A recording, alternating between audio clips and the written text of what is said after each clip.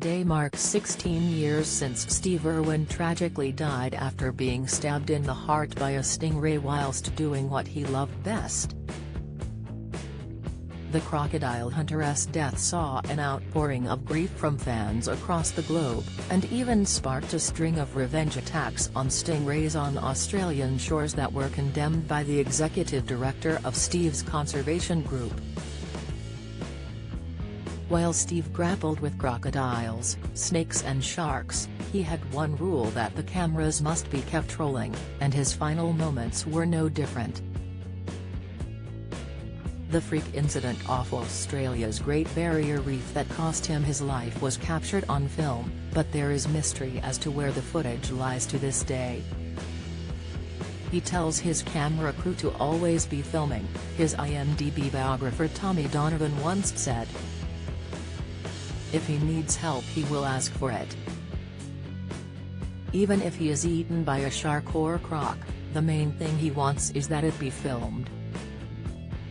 If he died, he would be sad if no one got it on tape. Get the news you want straight to your inbox. Sign up for a Mirror newsletter here. In a cruel twist of fate, Steve, 44, was not supposed to be out at sea on that fateful day, September 4, 2006, as filming for his program Ocean's Deadliest was called off due to bad weather. Finding himself bored at his hotel with cameraman Justin Lyons and director John Stainton, they took out a small boat on Bat Reef, off the coast of Port Douglas, in search of footage that could be used for his daughter's show instead, Bindi the Jungle Girl. John said at the time, suddenly he said he, Steve, was off to seek out some normally harmless stingrays. It should have been an innocent encounter for a TV show aimed at children. The naturalist spotted a 220-pound ray lying on the ocean floor and with Justin, climbed into the chest-deep water. They expected the usually placid creature to swim away as they approached, giving them the perfect shot. However, when the crocodile hunter passed over the creature, it raised its razor-sharp tail, stabbing him hundreds of strikes in a few seconds. Not realizing the severity of the attack, Justin continued to film, but when he panned back to Steve and saw him surrounded by a pool of blood, he knew something had gone very wrong. As the cameras rolled, he heaved Steve back onto their inflatable boat and sped back towards the main vessel, Croc 1, as the star writhed in agony from the venom.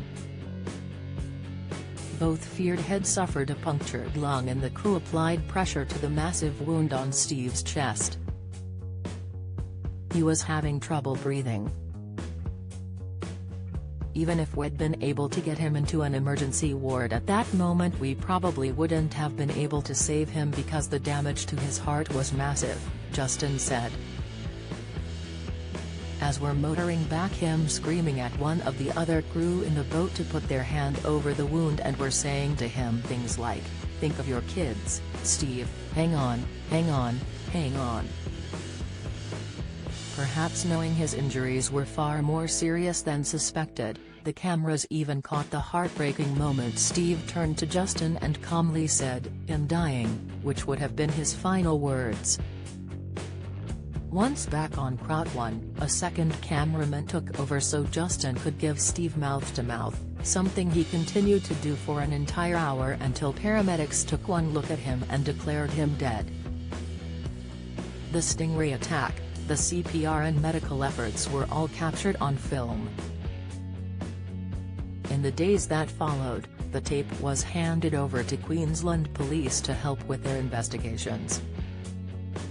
Rumours immediately circulated that it would be shown on TV, but Discovery Communications, the network that made Steve a star, insisted the footage would never see the light of day. John Stainton said it was too disturbing to ever be shown. "I mean, it should be destroyed," he told CNN's Larry King Live. "When that is finally released, from the corner, it will never see the light of day. Ever. Ever."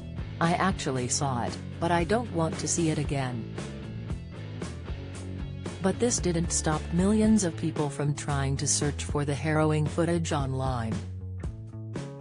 In 2007, the authorities said they had destroyed all but one copy, which they gave to Steve's devastated widow, Terry. She had always known of her husband's desire to have his death filmed, but for her, its existence was too much and she destroyed it without ever watching it.